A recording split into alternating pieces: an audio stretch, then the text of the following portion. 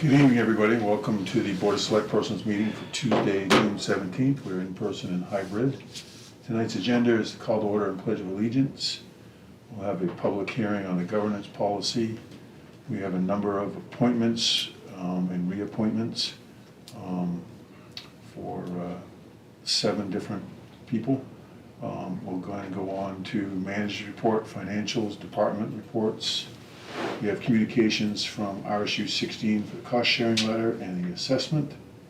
Under new business, we have Androscoggin County Committee ballot, Budget Committee ballot, certified ratio discussion, even that will probably, we'll have some discussion tonight, but it's not going to be any decisions because we do not have our assessor Assessing agent, is it? yeah, available to us tonight. And then we have Public Works, lift, and payables. If we could do the Pledge of Allegiance. Pledge allegiance to the flag of the United States of America and to the republic for which it stands, one nation, under God, indivisible, with liberty and justice for all.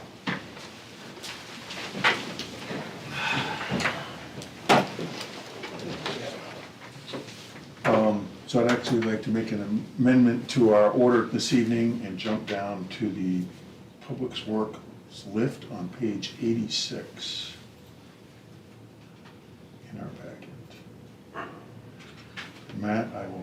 So we've got some unexpended funds in the Public Works budget. They've got quite a large amount. They're just over $200,000. It's due primarily to a not too bad of a winter. We've got a lot of salt money we didn't spend. We've got fuel money that we still need to account for that'll bring that number down. But we have enough left over to buy a lift.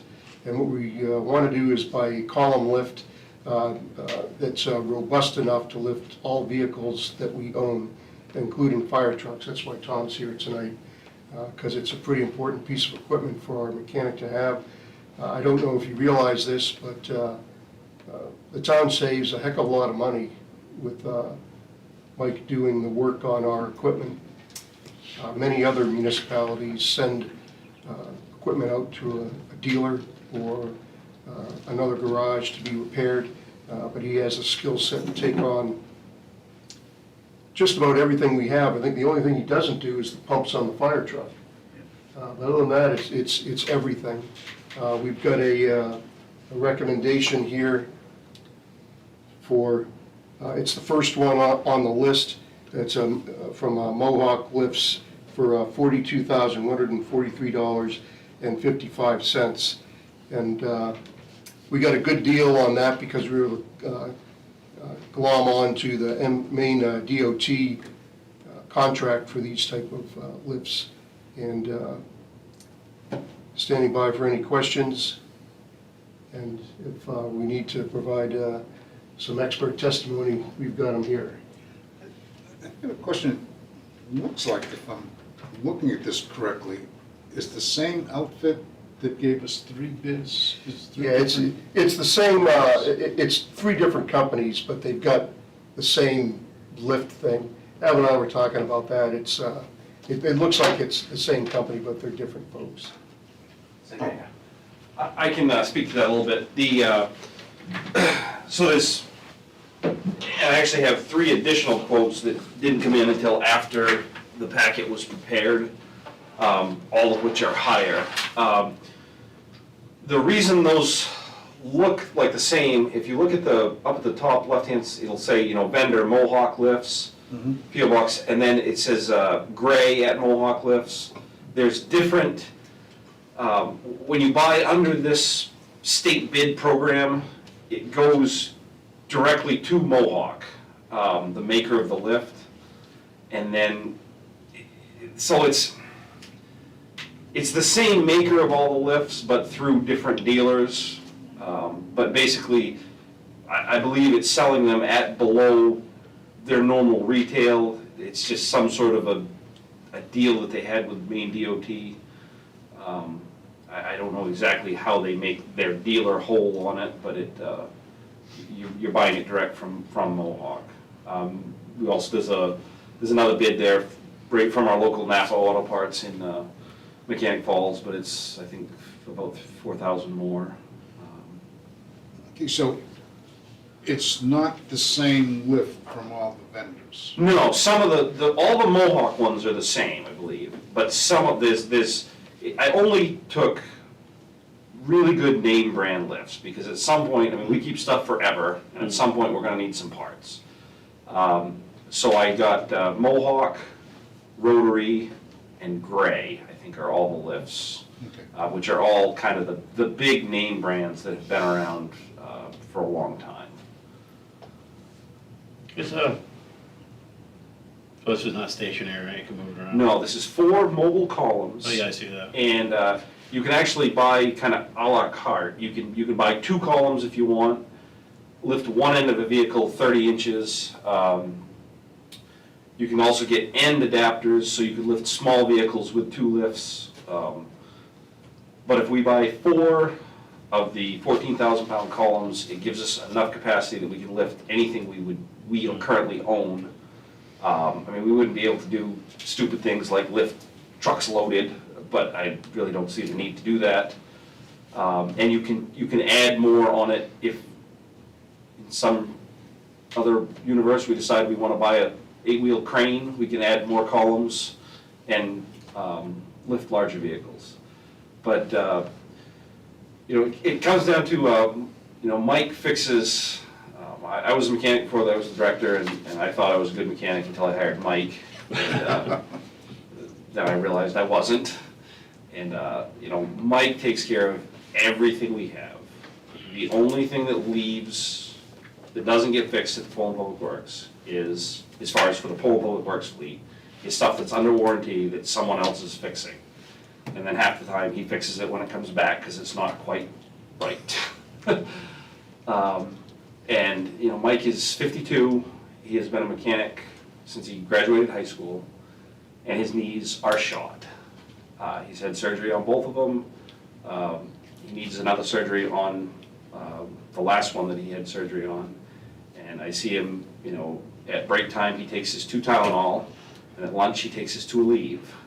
And that, I'd like to keep him going for just as long as he will possibly stay, because I don't believe we can replace him. And I think buying these would be a really good step in that direction. And he does a lot for the fire trucks too. He does a lot more than I ever did on them. And Tom maybe can speak to that, but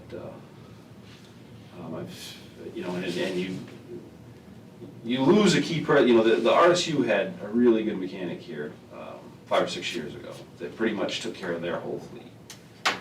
And nobody kind of noticed Rob because just everything got done. And then Rob got in a really bad motorcycle accident and couldn't do that anymore. And they've hired several mechanics over the time, and now they have 2, and they sub out a lot of stuff. So the cost of this outweighs the cost if we were to send it out? I believe it does, Yeah. and I mean, this is not a 5-year investment either. Right, This is, right.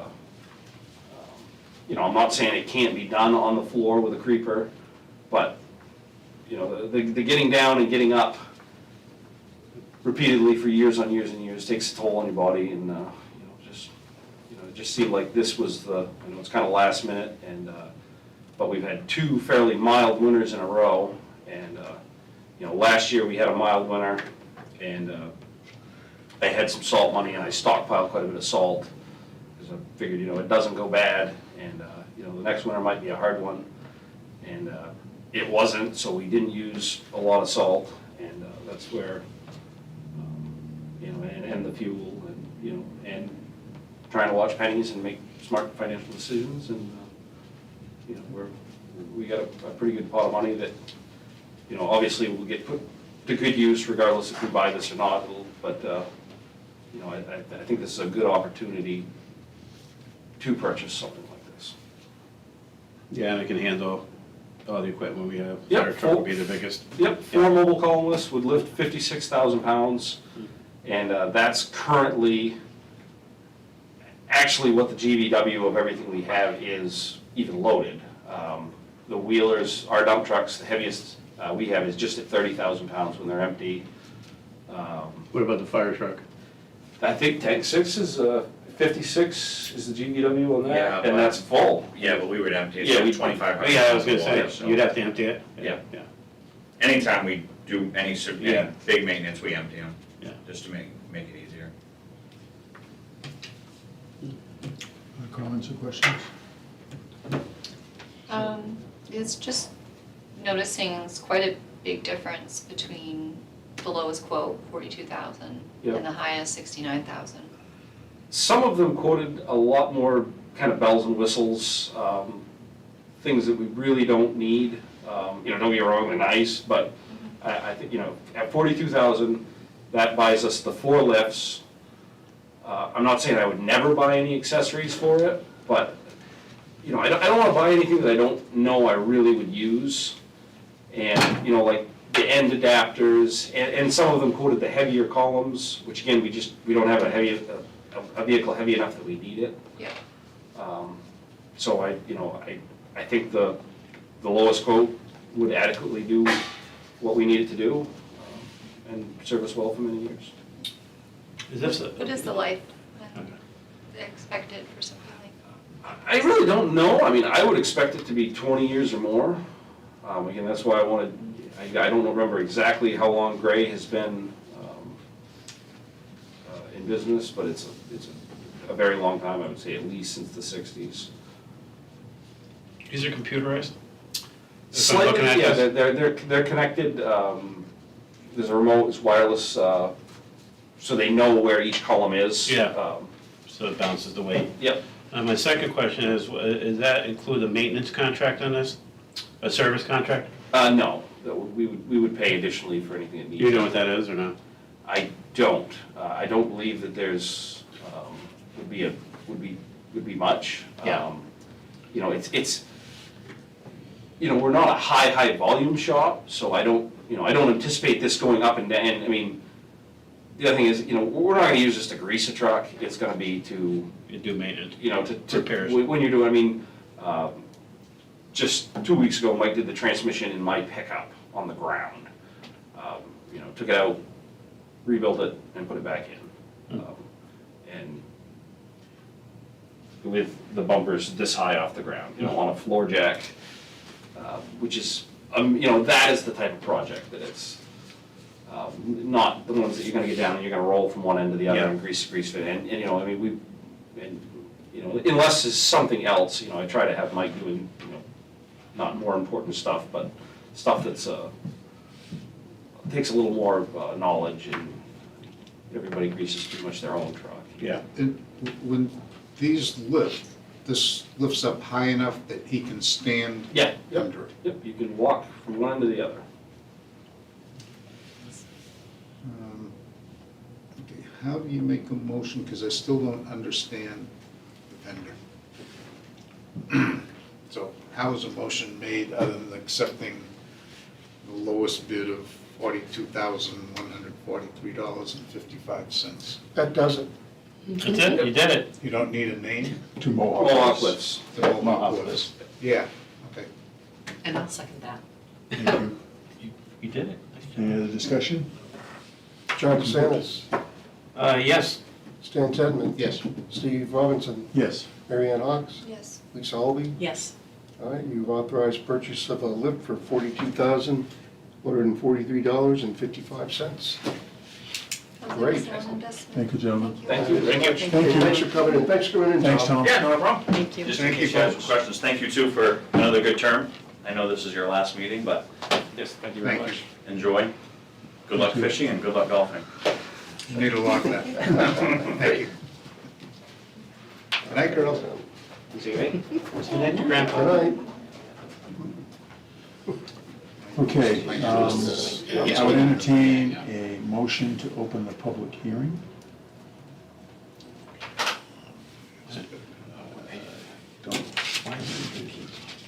Make the motion, we open the public hearing on the governance policy at 7:15. Thank you. Second. John Sanis. Yes. Stan Tentman? Yes. Steve Robinson? Yes. Mary Ann Hawks? Yes. Lisa Haldy? Yes. Okay, public hearing is open. So the pertinent changes start on, let me get to it here, on page 11. What I saw in the policy was a scene, and actually, Rob, this was from something you guys were doing, that we weren't very clear on two things, one of which was if you hold a special meeting, what can you discuss? And that's the second one, that's a little farther down. The other one that I wanted to look at was that if you're on a board or committee, that you shouldn't be able to receive a monetary award, subsidy, donation, or other payment for an event, activity, or project that you're hosting or otherwise part of. And then you have to be off that committee for a year before you can get that. So I was reading a couple of articles that caused me to think we want to put that in our governance policy, that it's easy to erode public trust on small things.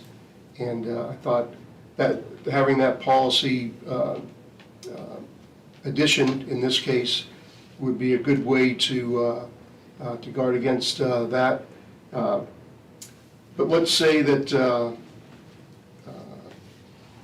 you're on a board and you're part of an organization that wants to ask for money to help fund an event or to pay for a particular thing. How does that happen? How would that work? It could still work, because the way it would happen is some other member from that organization would come in and petition the group. The board member who is part of the board or committee would recuse themselves, and from the discussion and the vote, and you'd be all set.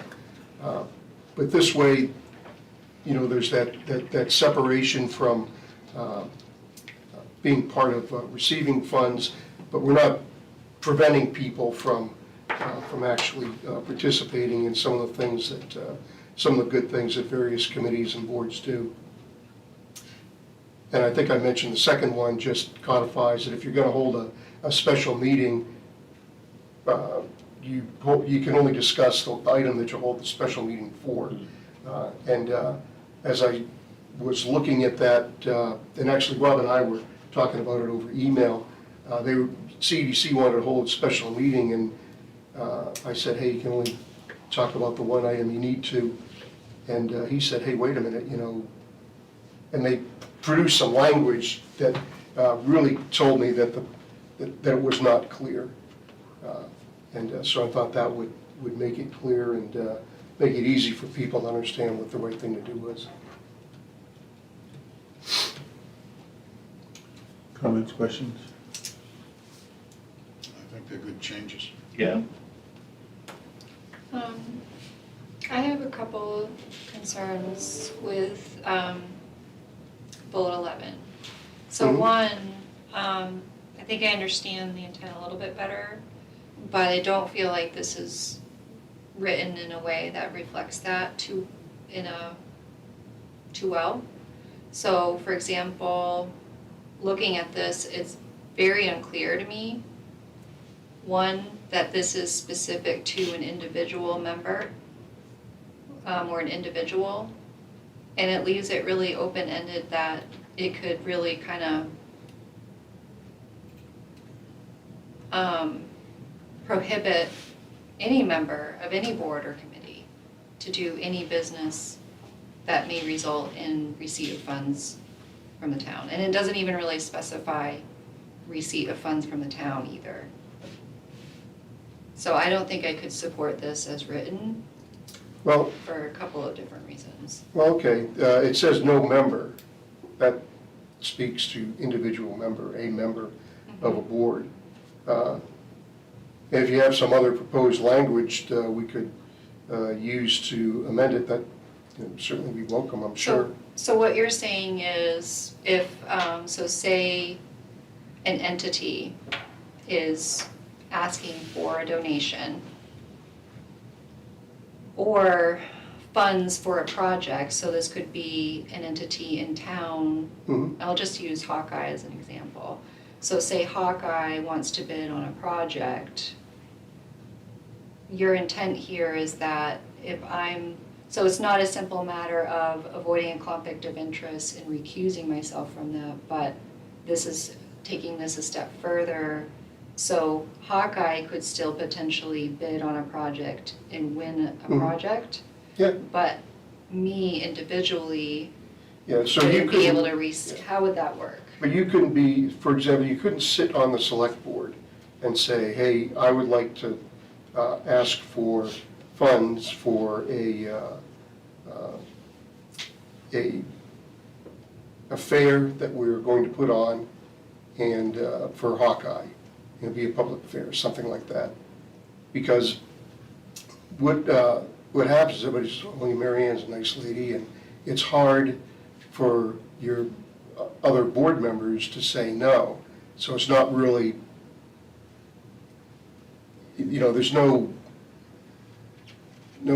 kind of dispassionate way to review that.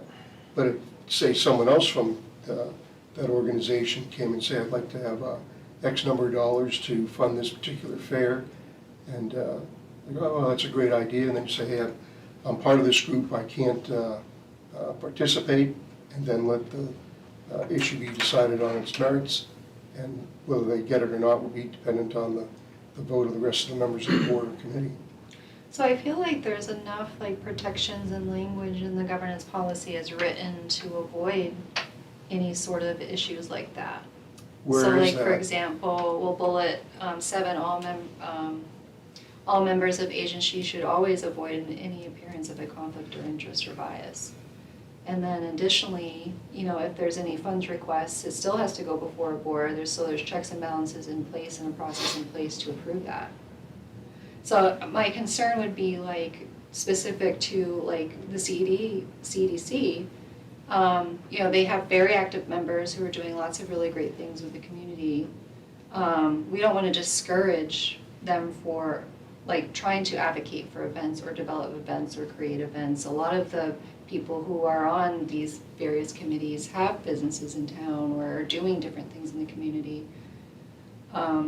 I just have concerns about that particular language maybe being a little too much and maybe redundant to what the governance policy is supposed to protect against. Yeah, I disagree, but you can disagree about the way that's worded. I think the idea that some of the events that the CEDC in particular sponsors would not be able to be funded I don't think that would be true. It would just be someone other than a CEDC board member that would need to come and propose, hey, I'd like to have this funding. That creates a separation from the people the group that decides if you're going to be nominated for those funds or not, and the people receiving them. Could we maybe reword that to really be clear and specify that, per se? Like, I mean, if say, everyone that's on this board is no longer here, and 5 years from now we have a request. I feel like this could be easily interpreted to mean that if you have any organization or business in town, you can't really be a member and be able to like do Okay. business with the town. Well, we could rewicker it. What I would, what I'd suggest is if you have any some specific ideas, you just shoot me by email. Let me play around with the language when I receive that and share that with you, and then kind of get, at least between the two of us, and okay, that sounds clearer. And then we could revisit this at a future meeting once I've had a chance to pencil with that to something that we're a little more happy with. But I would like to ask about the other change about if you have a special meeting you only discuss the one issue. Is that okay with everybody? I just need a consensus for that, because obviously we can, we'll go back and work on this bullet number 11, and then we'll come back once that's sorted out. And I think that's important to have, so that there isn't an issue that if they, again, using CDC, that if there's a particular issue they want to discuss, and then as sometimes happens, you start just talking about other stuff that shouldn't be allowed because people are thinking that that's what's going to be discussed. Yeah. And now they get off on a tangent, or, even with us or whatever. Okay, so I think I've got Yeah, some we'd good always, we'd had direction to hold here. that, like, we'd have a meeting just to sign the warrant for the RSU. That's all you can do, right? Yeah. We're not trying to come in here and Yeah, have talk other, about other other business stuff. and other discussion. It was never on the agenda, it was never whatever. So for me, that's straightforward. I agree, Matt. I think the concept of what you're talking about and doing and trying to word things so that there's no question about this stuff, I'm in favor of the general idea. It did get me a little bit concerned, it says, or any other payment for an event. In my mind, maybe it's not the right approach, but then I'd say, okay, let's make the wording to do. We do have people that are on certain committees that okay, we're gonna go get food, and that, we've got somebody that's on the committee that would provide food, so they're gonna get payment for service, if you will. And those come before us, and we sign off that this is, due, it's gonna be, somebody's getting money because we had Christmas in Poland, right, and they provided food, so they're gonna get payment for service. And they're on the committee for it, they just happen to be also the business owner that provided the food that you're gonna make payment for. I think what this is, the intent of this is trying to say, an individual's not gonna get paid, it's gonna be to the business, or it's to the organization, or it's to the committee. We're gonna donate money to a committee, we're not donating money to Fred, or we're not gonna donate, that type of thing. I think that's the purpose behind this, but that, when it said other payment for an event, I'm just thinking, how do we pay for some of the stuff, and we may have people that, are on some of our committees because they're active, and they're also the one that was the vendor for the thing, and we can't pay the vendor? I just didn't, that's the only thing that I wasn't really clear about, that's the thing that stood out to me within this, and Well- whatever, Well, so. yeah, and like, I had the same thought, so say we approved donation to go to Six at the Springs. Well, the donation's going to Six at the Springs, it's not going to an individual anyway.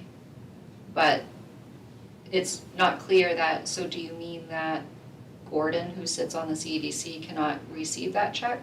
He would have to send in another representative? Wouldn't event or activity cover that though? What it would be is someone else would come in and request the money, Right? Doesn't request it? the funding from that group.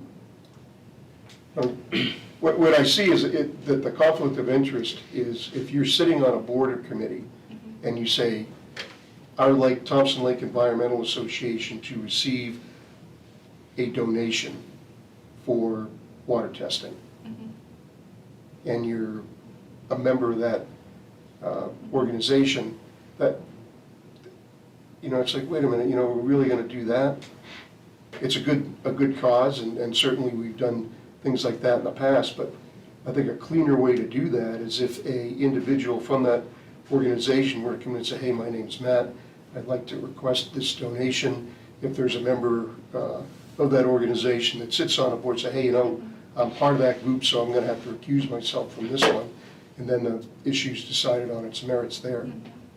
So, but this says specifically eligible to receive, not make a request. So if the intent is like you want to have a different representative other than a board member or a committee member make the request, then we want to be clear on that's what we're trying to, Yeah, so Maybe- maybe like yeah, maybe, be responsible for Yeah. I can think on some Yeah. language that might, yeah, I think I've been able to capture the general direction the board is thinking on this, and if you're willing, we can work together over the next few weeks and craft some language, and if we can get to a point where we think it's reasonable, we can come forward again.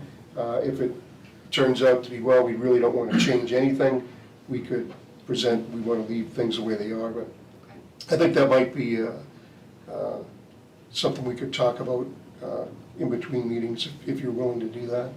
Yeah, absolutely. And sorry, Jim, you had raised your hand.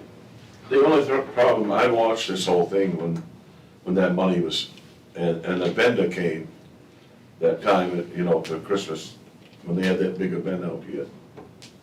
The problem I found, the vendor came, there was, and she wasn't on the CDC board. And you guys authorized that money to go out. And I kind of scratched my head on that. They said, you know, donations, donations, donations. You know, and you handed out that amount that they asked for. I think that in the policy, it should be written that a committee member should be present if a vendor's gonna come in and they're not part of that committee. Because when you authorize something to a vendor, and there was just a vendor here that night, I watched the whole meeting. I think that was. Maybe I can talk to that. I don't know, was this relatively recent?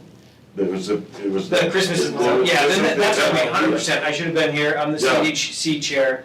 Totally own that. I think Matt's made that clear to me. Learning curve for me at this But that's time. what bothers Yeah, me. fair enough. And the Yep. thing is, you know, that money is specifically, Yep, you know, for the events and stuff. But in the past, and other towns do it, I think there should be more donation money yeah, raised. I mean, this town was based on this. sure. Going way back. But back to your first We point. would have had a lot of stuff here. I will 100% own that first Yeah. one. If the CDC Yeah. authorizes that to Right. come to the board, I should have been here, a representative Right. should have been here. 100% agree. Yeah. And I think I've done that going Well, forward just- since. oh, yeah. Well, just to be clear, when those things do, we've got a form now that gets filled out. Yep. So we understand the history and we understand all the committee approvals and whatever, so I understand the point there, Jimmy, but at the same time, you know, we're talking about people being available for this particular meeting time on this particular day of the week and particular day of the month. And if they can't come, if somebody from that committee can't be here, but we have documentation of the event, the doing the things, the wherefores and wherefores, then, you know, I don't think we should stand in the way of straightforward, you know, situational stuff when it's got the documentation to apply it, because we just changed a while ago, having a form filled out, asking and making that request. So I think we've got the history and I think we've got the documentation, whether there's a person here from CDC or any other committee, you know, I think it's the good idea, I think it's what the desired approach, I don't question that, but I'm just saying, we can't hold up, you know, the train, because, you know, something happens and somebody can't make our particular meeting time. Yeah, but you got a big committee there, and there ought to be one person present. That's the way I feel. I disagree. You can feel Yeah. as you will, I'm just saying, we've got procedures and policies in place that I think cover the non-biased situation. I think as it is, it's encouraged, but it's not required. Yeah. But it is encouraged, and I know, you know, Rob, you've been here as often as you can whenever we're discussing business. But I would say this, the other thing to remember is, people on these committees, they're volunteers, they touch this kind of stuff once in a while. They're not dealing with it every day. So that nobody on any of these committees is as well-versed in the process as they would be if they were working that as a full-time job. So I think as a town, we can put some procedures in place and that we can say, hey, this is what we want to do, but if something happens and that's not followed to the letter of the law, it doesn't mean that the whole house comes tumbling down. So, yeah, we forgot to do that. Where'd the money go? Went to where we wanted it to.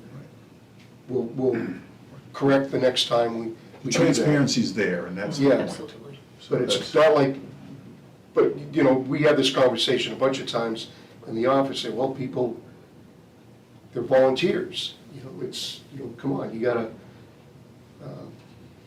anyway. Can I just make a quick comment on this particular number 11? I didn't know about this, but fortuitous timing. I would say, you know, Matt and I have had a lot of conversations with regard to this topic, number 11 here.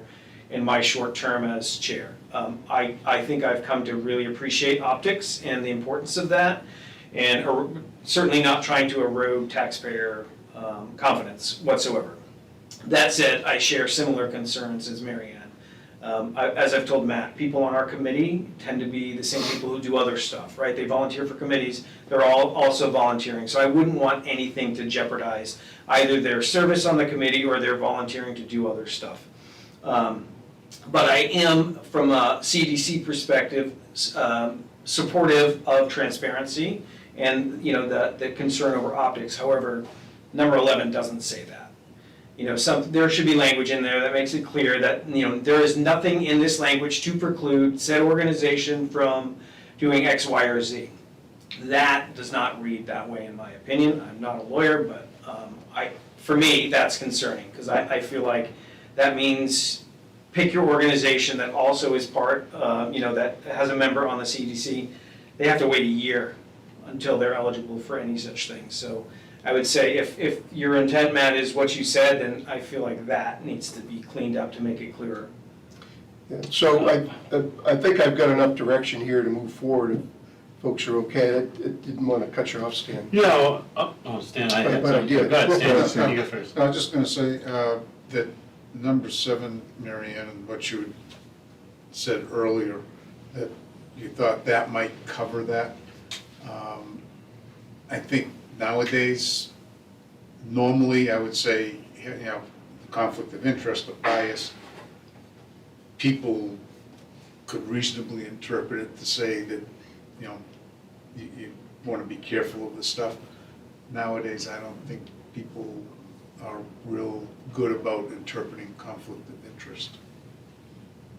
And that's who you speak to, so. Yeah, that's true. So I really appreciate trying to do something to clarify that. Yeah, but I think we can get there, and what I would say, I think I've got enough direction from the board and members of the public here, and if folks are okay with it, Mary Ann and I, perhaps in the next week or so, we could have a chat and think through what could be changed, and then I think we also need to ask the question is, do we want to change it? Because there could also be just a heightened sense of awareness of, hey, we want to make sure that these things happen appropriately. That could be enough, but absent that, I think I've got the tools I need to move forward. I have a question, just clarification for my own purposes.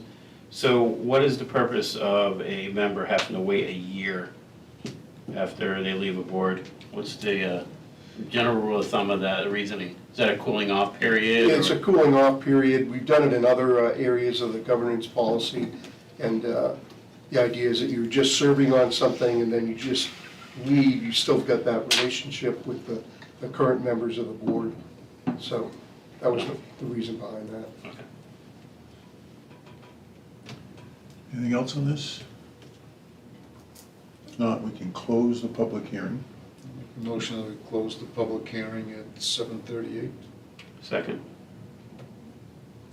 John DeSantis? Yes. Stan Tetman? Yes. Steve Robinson? Yes. Mary Ann Hawks? Yes. Lisa Albee? Yes. We have closed the public hearing.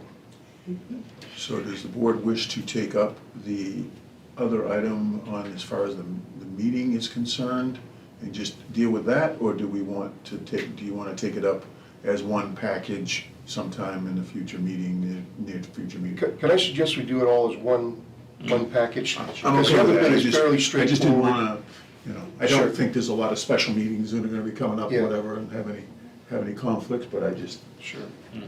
wanted to ask. Okay? Good. So we can move back to the agenda. Thank you for all your help and participation. All right, so we have a number of appointments to be discussed, beginning on page 18. Steve, can I make a recommendation? We've got Rob here. He's one of these appointments that we Yes. could do that one so that I think I'm getting a new guy too, right? you are. Yeah. Is he right behind me? Yeah. You know? You know? No, no, Bill. it's Bill Jackson. Yeah. New select board member, Oh, okay. along with Jim. All right, well, there's another one. So Bill yes, Gagne is on Zoom, and he is for the CEDC, if that's who you're talking about. That's what I was talking about, yes, thanks, Nikki. Who's No that? problem. so do we want to just take these from the top, or we can jump to the CEDC one if people so desire? Sorry, I have to keep going back to the top. It's The, 18. all the appointments begin on page 18, but Rob, Michael Ellis, and Stacy are on page 23, and then Bill is on page 28. So do we want to take up Bill, being the new guy? Get a chance to meet him? Can we show Bill? Welcome him? Hello, everybody. Good evening. Thank you for Sorry, attending. I'm not really sitting on the surface of the sun here. I'm up in a hotel room. Bright orange. Well, welcome. Thank you for stepping forward to be a member of the Community Economic Development thing. Can you tell us a little bit about yourself? Yeah, sure. We built a house in Poland about 10 years ago, been residing ever since.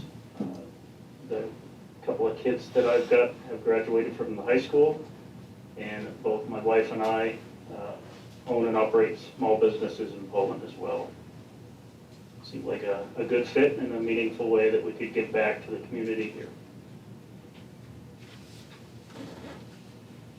Bill, could you give us an example? It sounded like you have multiple businesses, an example of the type of businesses you're involved with? Yes, my wife owns Sunshine Nutrition, which is down across from the high school track there. Sells drinks and teas and whatnot. And then I own and operate Harris Hill Automation. We do industrial automation and robotics. Well, thank you for being a part of the community.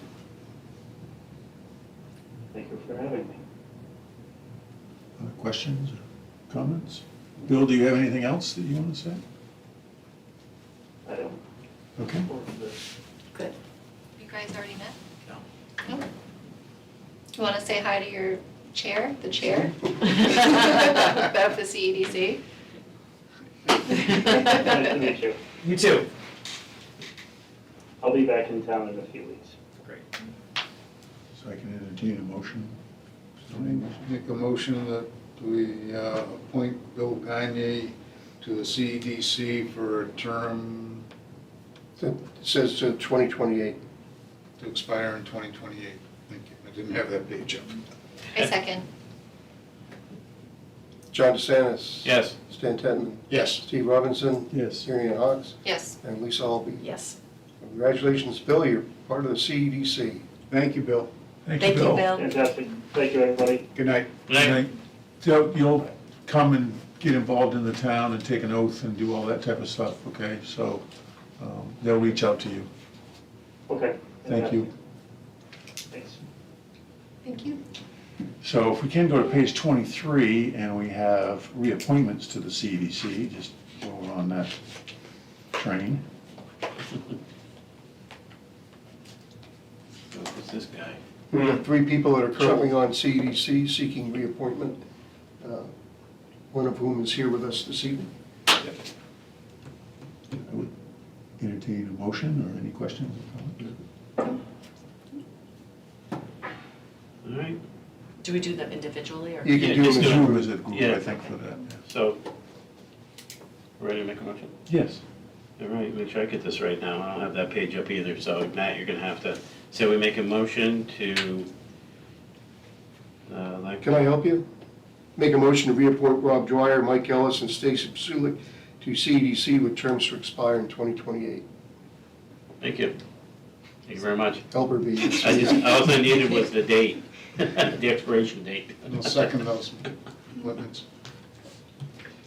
John DeSantis. Yes. Stan Tentman. Yes. Steve Robinson. Yes. Mary Ann Hawks. Yes. Lisa Albee. Yes. So Rob, you and Mike and Stacy, you're back on. Great. Thank you, everybody. Great. Good night, Rob. Thank you. Thank you for coming in. Congrats, Bill. Thank you. Next. Okay, we can go back to page 18, which is the annual town manager recommended appointments. Okay, no real changes there. The only thing I point out is we're still looking for an election warden. We had one of the ladies in the office do it this past election, but we're going to want to find one, a permanent election warden. But other than that, these are the same folks that were in place last year. We recommend reappoint these folks. How do we let people know we're looking for an election warden? We're actively looking at individual people that we know would be good at doing that. It's a unique position, and it's really something that Judy is leading along with Nikki. But it's an important position, and if you're interested, please contact us. I make a motion that we appoint the folks on the list, the town manager's recommendation to one-year appointments. Second. John DeSantis. Yes. Stan Tetman. Yes. Steve Robinson. Yes. Mary Ann Hawks. Yes. Lisa Albee, you've Yes. reappointed the town manager recommended appointments.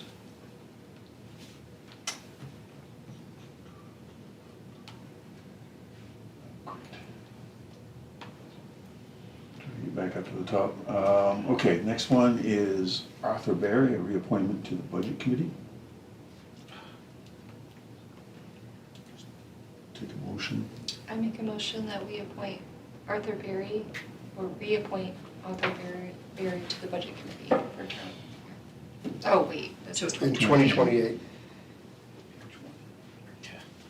until 2028. Second. Thank you. John DeSantis. Yes. Stan Tetman. Yes. Steve Robinson. Yes. Mary Ann Hawks. Yes. Lisa Albee. Yes. All right, well, congratulations, Art, you're back on the committee. The next are two reappointments to the Conservation Commission to expire in 2028. Paul Drowns and Mark Eustace. I make a motion that we reappoint Paul Downs and Mark Eustache to the Conservation Committee through 2028. Second. Thank you. John DeSantis. Yes. Stan Tetman. Yes. Steve Robinson. Yes. Mary Ann Hawks. Yes. Lisa Albee. Yes. Paul Drowns and Mark Eustace are reappointed to the Conservation Commission. Next one is a reappointment to the Planning Board, George Greenwood, for 2028. A motion that we reappoint George Greenwood to the planning board, term to expire 2028. Second. Thank you. John DeSantis. Yes. Stan Tetman. Yes. Steve Robinson. Yes. Mary Ann Hawks. Yes. Lisa Albee. Yes. Congratulations, George. Your service continues on the planning board. Next one is a new appointment to the Library Committee to expire in 2028. I don't Christian. think Christian is with us I do. on Zoom. I do not see that person with us, so I would hold off on that. But I Yep. do have one more that I want to bring forward to you guys tonight. But it's going to be effective, I have to pull up a calendar here. Effective June 25th. And that's to resign Jimmy Walker from both the planning board and the budget committee.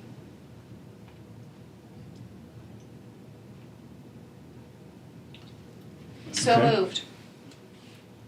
Yep. There you go. Seconded.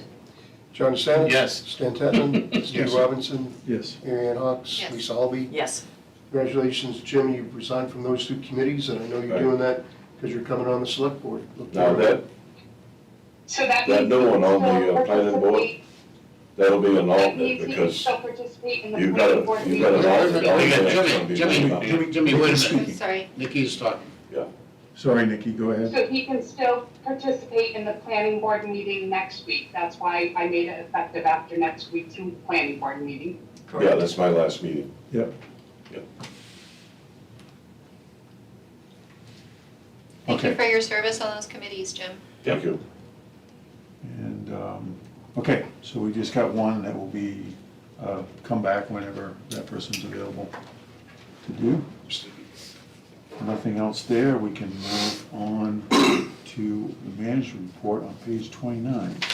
Okay, Maine West Energy Executive Committee, we reviewed the property insurance bill, will make a determination at a meeting later this week to accept a lesser coverage amount, which would equal a lower premium. The town will be invoiced for additional funds, some $87,400 to pay for a planned outage. Outage is budgeted, but cash flow will not support it. Intend to pay with end-of-the-year money. So, in the past couple of months, I've been talking about what we've been looking at the waste-to-energy facility. A couple of years ago, we did an outage, and during that outage, an outage is when you shut the plant down and you do maintenance and repairs. While you're shut down, you're not taking in any revenue. You're not generating electricity, and you're not able to make a profit on the like bulky waste and that sort of stuff. No, I take that back. It's the generating electricity bit that kills us. During that outage, they identified some additional work that was unknown at the time. When you open something up and you look at it, you find that you need to do more work.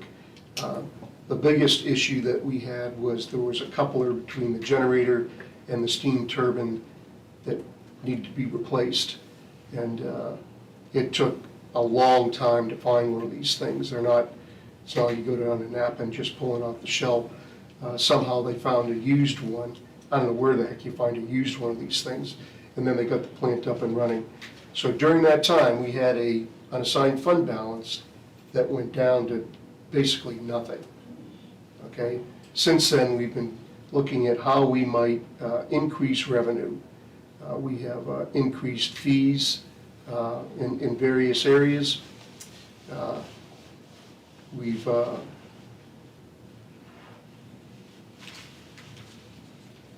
looked at costs that we can cut. This is the property insurance bill that we're looking at now. Right now, we're insured for $45 million. We're going to probably take that down to maybe the mid-20s and save about $200,000 a year in property insurance. It costs us $500,000 to insure that plant for a year.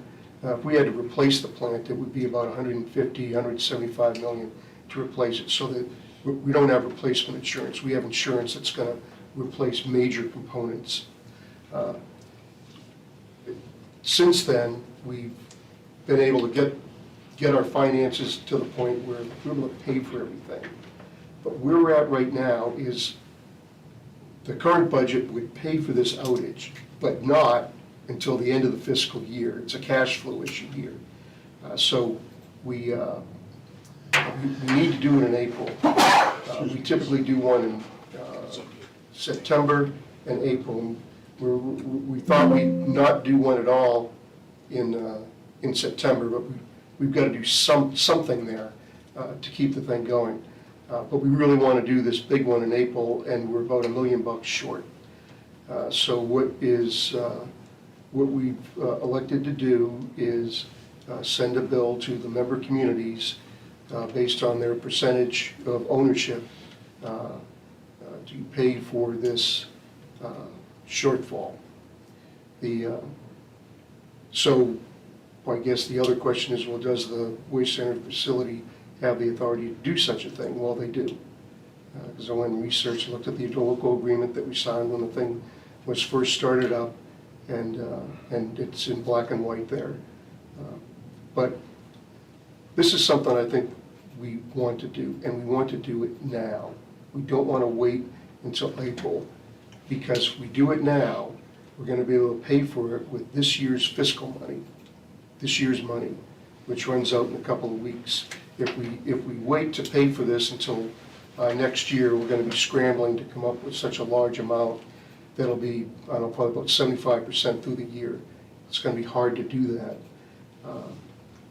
So, and since this is a bill, my plan is I'm going to pay this later this week. But I want to make sure folks understand what I'm doing and why, because it's a big bill. And it's not something that we put in the budget. So when we look at it at some point later this year, or early next, when we're reviewing our budget, at least there's some level of transparency that, I'm not being a cowboy and going off and just spending things willy-nilly. So we have our annual meeting this Thursday, where we'll be discussing the property insurance issue, and we hope to save a couple $100,000 on that. And so that was really interesting on the property insurance side, because we felt lucky to find someone that would insure the plant. The waste to energy facility is pretty safe. We don't have fires. We're in good shape, but other facilities and other like facilities do. And one of the big causes of those fires is lithium batteries, and you throw them away in your trash. So please don't do that.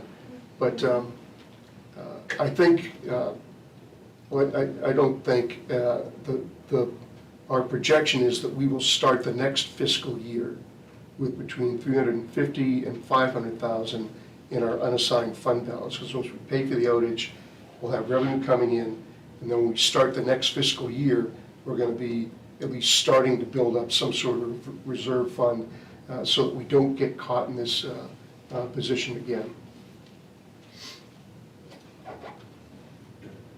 And what's your comfort level in terms of like the other municipalities that have part ownership and their buy-in on this, and or you won't know more until after the annual meeting? Well, the primary town that is Auburn. They own 62%,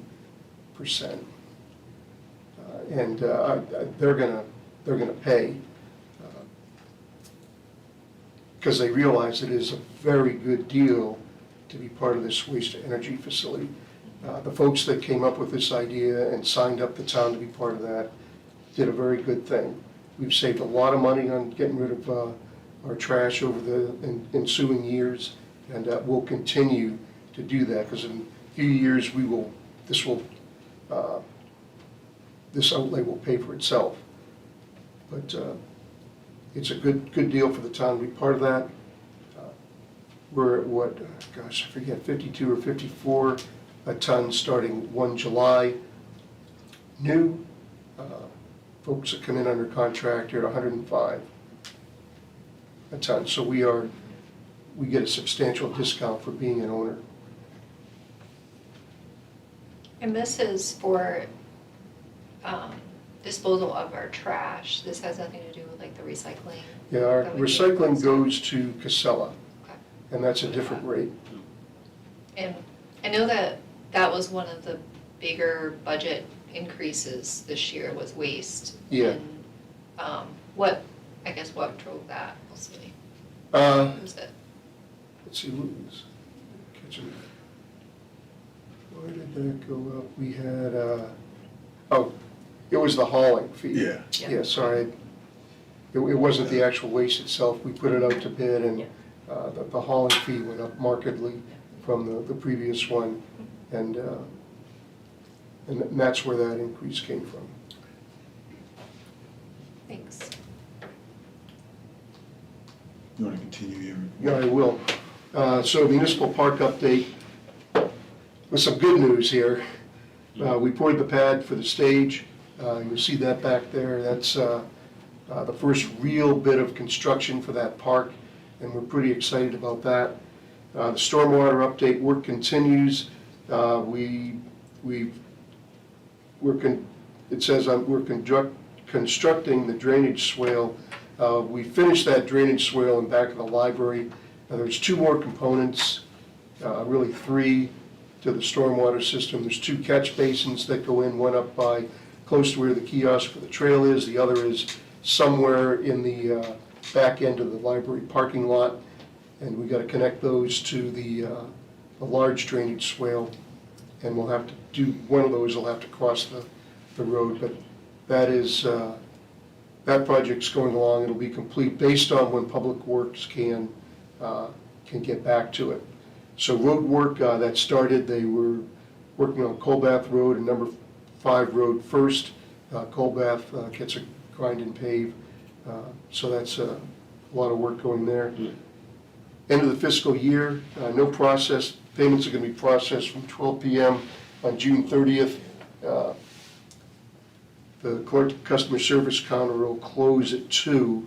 Other functions will be open. So that's our late night, but we need to focus on wrapping things up with our end of the fiscal year, so we won't be able to process anything else for the rest of the day. But the next day we'll be open for business. The EMS stabilization grant, that was something that you accepted a little while ago, but there's some questions about why the odd amount for that. And Tom got back to me, he said, hey, look, we got $19,809.50. Tom reports that the amount's determined by an algorithm that takes into account risk and rural status, among other factors. So they just plug those things in, and that's how they get these numbers. So pending any questions, that's the manager report. Any questions? Yeah, I have a question, Matt, that's not on the report. Do you know, and I didn't think of when Adam was here, when they're gonna start the striping of the roads? Won't be long, we were talking about that the other day. Won't be long. I'll have to get back to you on that, Stan, but I know it's coming up. No, that's no problem. No, I know the bid went out, and, you know, I know these guys are busy. I didn't know just what the time frame was, that's all. Yeah,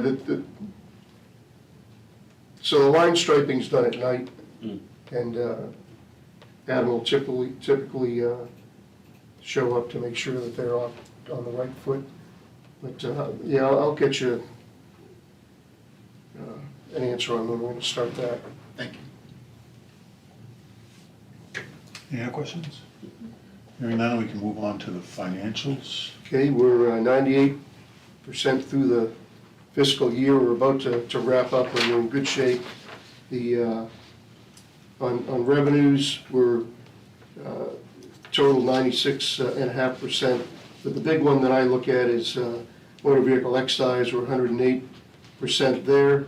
Homestead reimbursement, we're still owed $153,000 and change from the state, which we expect to get. We don't think they're not going to pay us that. It's just typically they'll pay us either late June or even beginning of next month. And then you'll see there's $575,000 in use of undesignated fund balance. That doesn't take effect until the end of the fiscal year when we transfer that money over. And looking at our expenses, we're in good shape. We've got the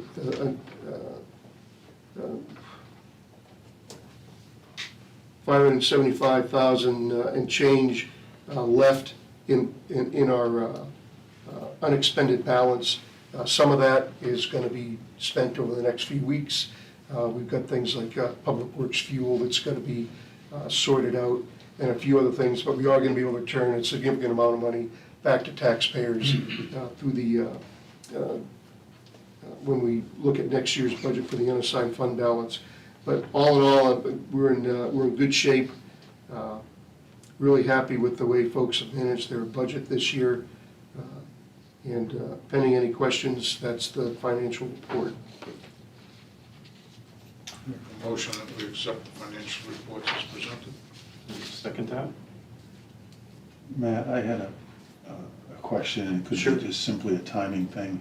On the investment interest, is that just something that we get at the end of this month because it's the end of a quarter as far as the calendar year is concerned? Yeah, we get it at the end of the quarter, and actually, I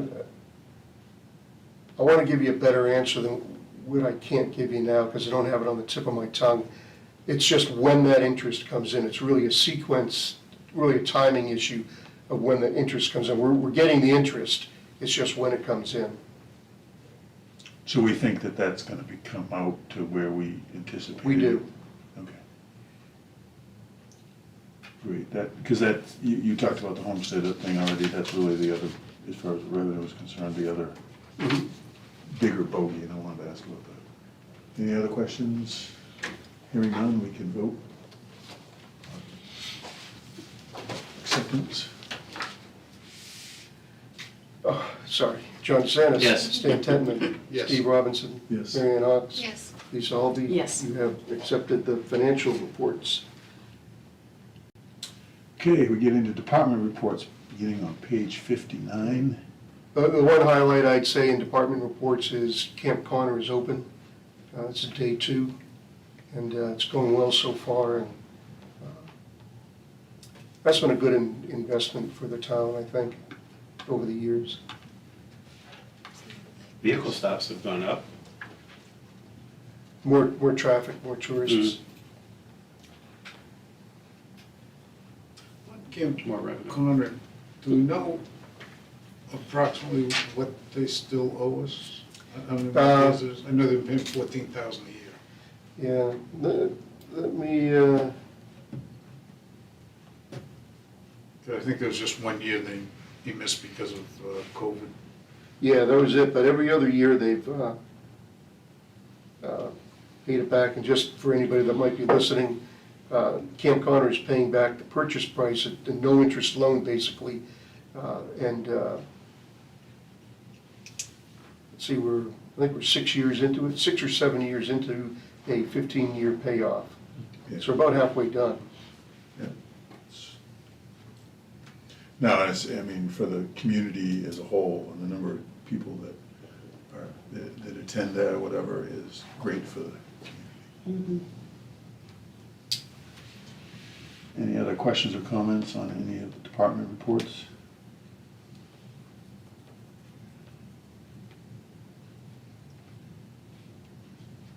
Hearing none, we can go back up to page 79, which is the RSU 16 cost-sharing letter. And it's just a letter from RSU 16 saying that the cost-sharing formula modification passed, and the next step is to notify the state board and facilitate the necessary documentation to change their organization, and the cost-sharing formula should be in place for the following year's budget. So just for people, if they don't read the packet or whatever, across the 3 towns, the vote was 673 yes, 395 no, and 46 blanks across the 3 towns. So very glad to see it carry. Yeah. And, you know, I think it's a good start. It doesn't take effect until after this new fiscal year. For Yeah, so the first next phase, budget. and then it's a 2-year phase-in, so just Mhm. think of that, so, thank you. Next item is RSU 16 2026 assessment on page 80. Yeah, this is the annual assessment from RSU 16, reflects what voters from all 3 towns approved in their budget. The Poland share of the assessment is $10,447,455, which reflects in a monthly payment of $870,621.25, which will start July 20th. Any questions or comments? No. Great, thank you, Matt.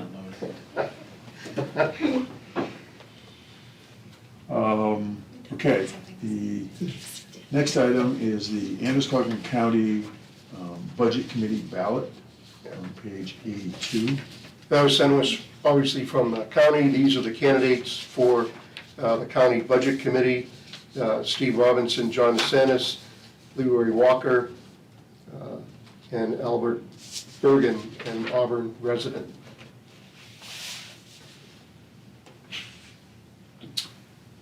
So do we have, so it's a vote, do we have one vote?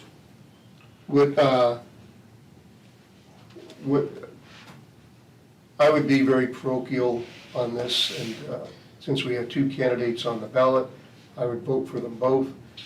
And if that's what the board wishes to do, I would make a motion to select Steve Robinson and John DeSantis as the candidates for, that the town of Poland supports for the Androscoggin County budget position, and then we can fill out the ballot and send that in. I would move that we vote for Steve and John. A second? John DeSantis, Yes. Stan Tedman, Yes. Steve Robinson, Same. Mary Ann Hawks, Yes. Lisa Albee. Yes. By a vote of 4 with 1 abstain, Steve Robinson and John DeSantis are the candidates voted for the Androscoggin County budget position. And I think that's a good thing for the town and the county.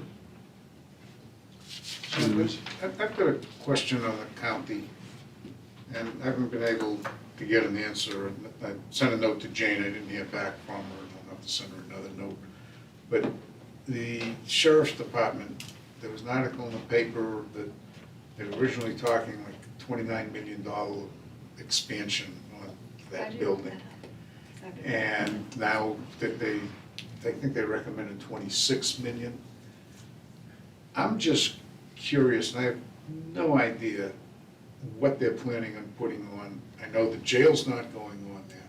I do understand that when you're building a law enforcement building, that it's not like putting up this town office, that there are certain things that have got to be enhanced in there.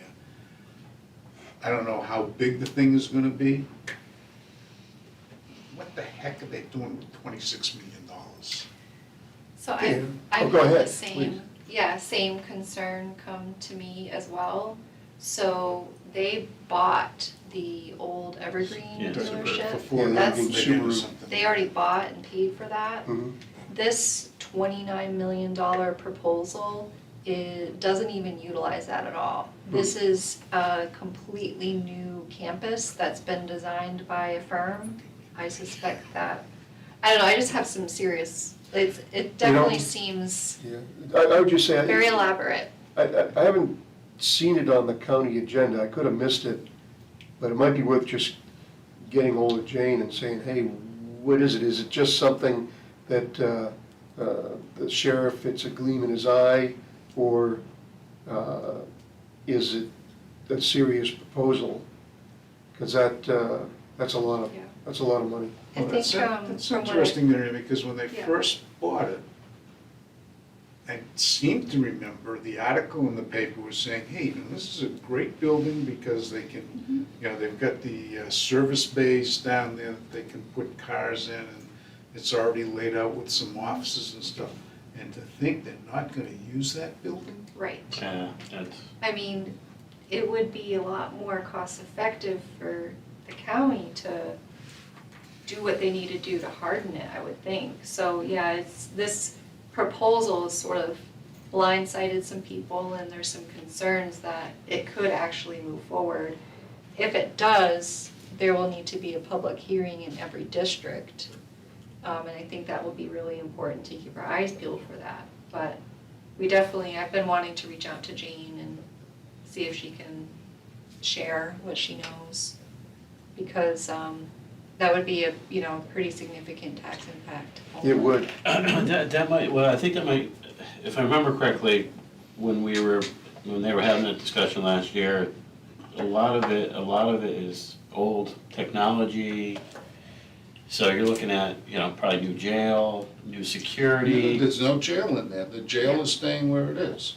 This is only the sheriff's department, because that was a Well, then concern. we have to question that, because I remember passing a budget for the old jail, and that was pretty significant, so. Because there were, people in that neighborhood were concerned that they were Yeah. gonna move the jail over there. The evening that we were there for the budget Yeah. committee, they passed a bunch of leftover money at the end of the fiscal year to go and, I forget how many millions, to go and bring the jail's electronics up to Yeah, greater thing, blah, blah, blah. Again, I Their only can IT. observe that sitting there and then just hearing the thing and not being detailed about it, it's just a little bit weak. But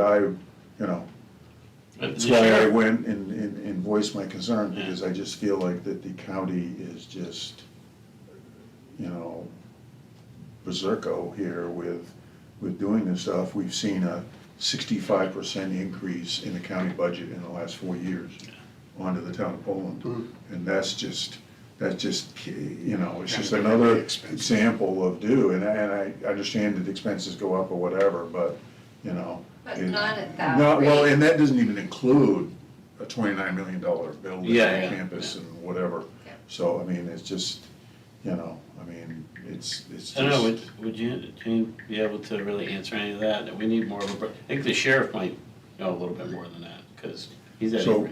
so one approach that you might take, if the board is so desired, and it'll be at a future meeting that I'm not at, is you could actually ask Jane to come into the meeting. That's So what I was if you thinking. guys want to do that, and Yeah. make that proposal, then can officially reach out and have her come into a future board meeting.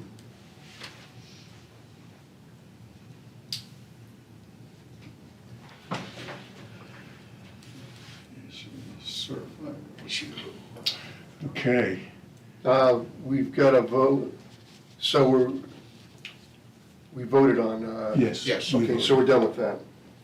Okay, sorry. So it's gonna have to, it'll get signed by 3 people and check the boxes here and whatever. Yeah, we'll do that at the end of the meeting. Yep. Okay, so now we can talk on page 84 to beginning discussions of certified ratio. Yeah, so this is the second time we talked about certified ratio at the select board meeting. I had hoped to have our assessing agent in here to brief on what he was gonna do, but he had a conflict. He sent me this, and basically, the meat of it is, he recommends setting all real estate values somewhere between 20 and 25%. He would look at the real estate data he has. It was clear that we wanted one rate for the entire town, which he agreed to do. And this basically outlines what he's going to do and the total cost, which would be $7,000. What, at the next meeting, which will be the first meeting for Jim and Jackson, he'll be here, and we can talk about this in more detail. But because we are presenting this bill now, we're gonna be able to pay for it with this fiscal year's money, so we don't kick ourselves in the shin when we start the next year. And he says that he can complete this work to allow us to commit taxes in early August.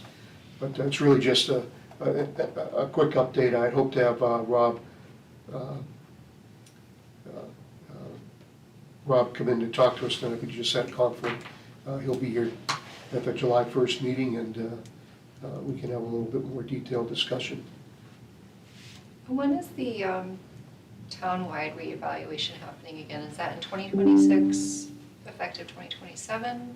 I think it's the following year, the tax year 28 is when it will take effect. Okay, gotcha, I was a And, year. and we can talk to Rob about that as well, because we were talking a couple of months ago about that, just to make sure we're on the same page. But that is a subject that I think we want to start having a regular cadence of when we talk about that, so that folks can understand it's coming and how it's going to work and what the Yeah. impact would be, and why it's a good thing to do. I think community outreach and educating the public is important too. I agree, Early yeah. and often, so people aren't caught unawares. Mhm. So, yeah, so, well, I'll first say, let's have a motion to pay this bill to our assessing agent. Okay. So moved. Second? Are we accepting a proposal or? Post costs. You know, I don't think we need to have a motion this evening, because we have the bill is dated now. We can do that when we talk to Rob at the next meeting. We'll be Okay. okay, because Okay. when we show our auditor, it says, why'd you pay this money to this particular person? Well, we got a bill, it says June, say your June 9th, we're okay. Okay, So we don't need the motion. We don't? so, okay. Yeah, so I mean, everybody remembers that 2 years ago, we were on this road, and we said then that 2 years from now, we probably have to do it again, knowing that the reevaluation would be 2 years after that. So we're kind of in the same mode. What's interesting to me is, and hopefully folks that are here will ask him or whatever, is in the last couple of years, it doesn't seem like to me that we've seen property values increase by 20 or 25% out there in the world that we saw, you know, coming into Yeah, 2 years that's the ago. question. So, you know, in 2 years' time, we're going up another 20 or 25%. I'm not saying the data doesn't support it, but I'm just kind of curious on doing this stuff. I just don't see how the price of homes have been out there and increased by 20 or 25% in the last 2 The years. last time. You know, but that's just interesting question. All right, go back to the agenda. So one thing to remember on that is that the state is 2 years behind in real time. So instead of looking at 2025 values of homes and sales, they're looking at 2023 sales and values. So that's why the data is still skewed on their end to be going up so high every year. So 2 years ago, they were really looking at 2021 data. Correct.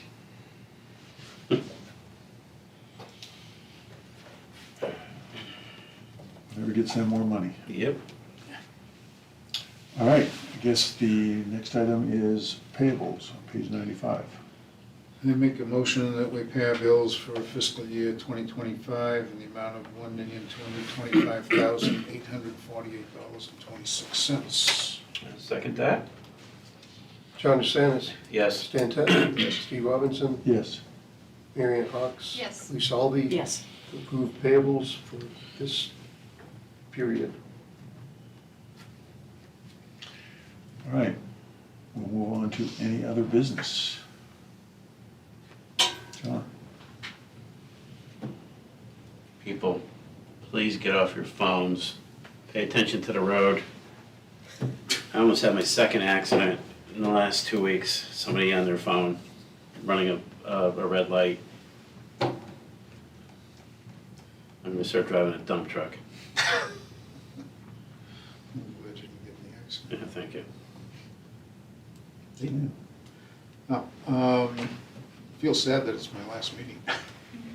I just want to thank the citizens of Poland for the opportunity to serve on the board. I've really enjoyed doing this work, and I've enjoyed working with all the various members of the boards that we have, including the current board, even John.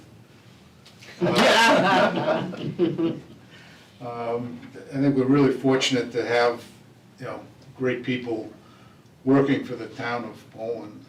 We saw two of them in here tonight, Tom and Adam, and all the people in the front office. And you know, they just help make this a really nice community to live in. Two projects that I was hoping to see in my lifetime on the board that haven't come to fruition yet. The senior housing project and the library project. I've spoken to a couple of people from the Auburn Housing Authority, and that supposedly is going forward. And hopefully this fall they may break ground. I don't know if you've heard anything more on that, Matt. No, I think it is, well, I know it is moving forward, pardon me, but I don't know what the exact timeline is. I've talked to Marty over at Auburn Housing, and he's, I think he's got things organized that he's gonna be able to make it happen. So you still might be able to move in. Hmm? You still might be able to move in. And hopefully the library project, you know, things will come together and we can get something positive done in that, because that's been going on for a long time, even before we started dealing real seriously with it. You know, I want to thank Matt for everything that he's done to help the board, and, you know, I've always enjoyed our personal conversations, you know. coming Same in here. Have always been open, and, you know, I feel comfortable leaving the decisions of the community to the gentleman coming in and to the folks already on the board. And wish you all good luck with it. Thank you. Thank you, Stan. That's it. Yeah, I guess I got to say, that's exactly where my head is at. Gratitude to the townspeople and the years that I've been here and the service and all the people that I've worked with. Everybody has been wonderful to work with. Matt's been great, reaching out and doing, all the members of the board have come here with the attitude of doing the town's business and leaving their personal needs and wants behind. I just hope that that always is the case in the town. And, I will try to stay in touch once in a while, might show up once in a while, and whatever. It'd be different not getting the packets, but I can go look out.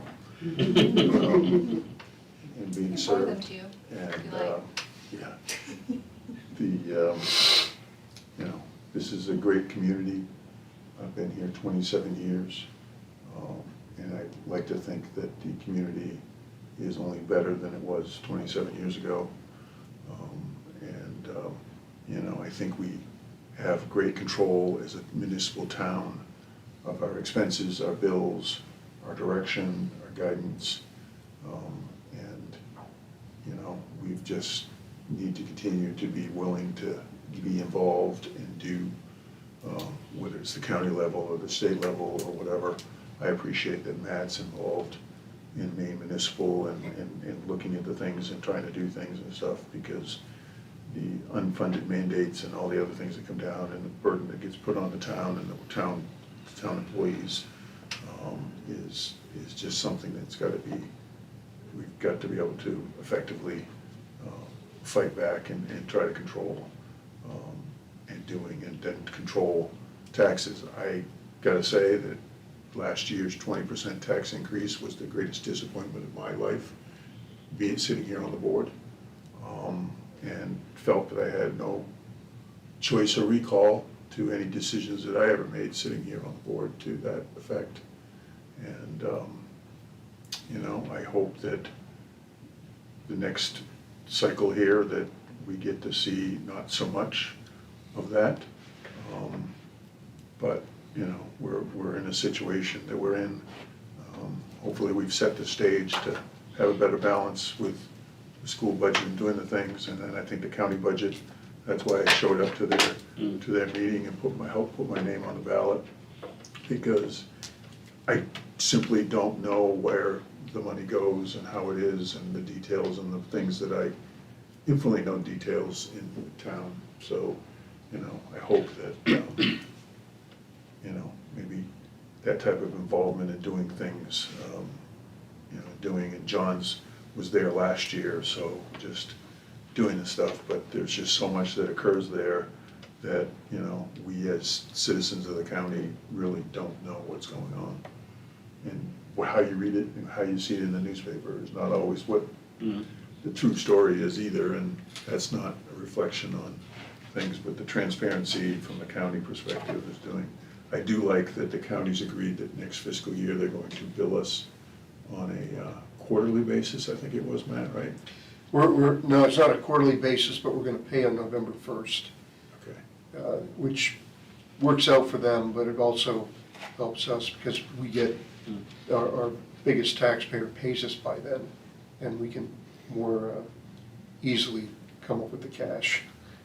So, they looked for the bill, their $1 million right up front in the new fiscal year, and that's just, I think it was September, so Yeah. it's like right at the end of our fiscal year. exactly, it's just, It's not it's good. right up front, and it just makes us look in the hole. If you look at our financial things twice a month, makes you look like in the hole overall, because you paid this big bill. So, that's all I have. I just want to say thank you to you both for your service. It's been an honor working with you the last couple of years. I've learned so much. You've been just an exemplary example of an advocate for this town and as a leader for this town. So both have just worked so hard to do the right thing, and it shows in just your everyday actions and on here on this board. So thank you. Thank you very much. Thank you. Lisa? I don't know, she said that so beautifully. I was very nervous coming into my first year as Board of Select person. And both of you, I felt, you just helped guide me through the process of getting here. And then I just have really looked at both of you as mentors since I've been here. And I really, truly appreciate all of the time you've given us, all of us, especially Nate, like just kind of teaching me how the ways and how the meetings go. And it's just, yeah, I truly appreciate it. Great, and I talked about bad drivers. I feel like it's goodbye, but I hope it's not goodbye. No, nope. You can't move to Florida yet. No way in hell. I had two things. One is the Maine Office of Tourism low-cost share service contract grant was awarded, something that Rob worked on for $5,000. I would ask that the board accept that grant in the amount of $5,000. So the motion would be to accept the Maine Office of Tourism grant in the amount of $5,000. So Second?